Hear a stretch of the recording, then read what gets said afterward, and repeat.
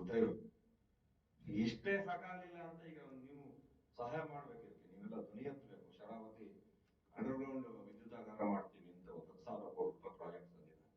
Western ಘಾಟಿಗೆ ಆ ಶಕ್ತಿ ಇಲ್ಲ. ನಮ್ಮೂರಿಗೆ ರಸ್ತೆಗಳನ್ನು ಮಾಡಬೇಕು, 4 ಲೈನ್ ಹೈವೇ ಮಾಡಬೇಕು. ಇವತ್ತಿನ ಕಾಲಮಾನಕ್ಕೆ ಎನ್ವಿರಾನ್ಮೆಂಟ್ ಹೆಸರಿನಲ್ಲೇ ಅದನ್ನ ಮಾಡಬೇಡಿ ಅಂತ ಹೇಳಕ್ಕಾಗಲ್ಲ.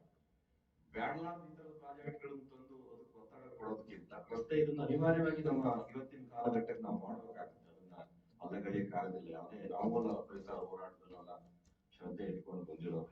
ಆದ್ರೆ ಬೇಡವಾಗಿರೋಂತ ರೋಡ್ ಇದು ಜನರೇಟ್ ಮಾಡೋದಂತೆ, ಜನರೇಟ್ ಮಾಡಿರೋಂತ ನೀರು ಕೆಳಗಡೆ ಹೋಗಿರೋದನ್ನ ಮೇಲ್ಗಡೆ ತರೋದಂತೆ, ಅದಕ್ಕೆ ಮತ್ತೆ ದುಡ್ಡು ಎರಡು ಒಂದೇ ಆಗುತ್ತೆ.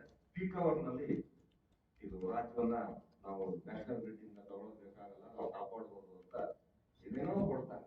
ನೀವು ಸೋಲಾರ್ ನಲ್ಲಿ, ವಿಂಡ್ ಪವರ್ ನಲ್ಲಿ, ಇವತ್ತು ಕೋಲ್ ನಲ್ಲಿ ಬೇರೆ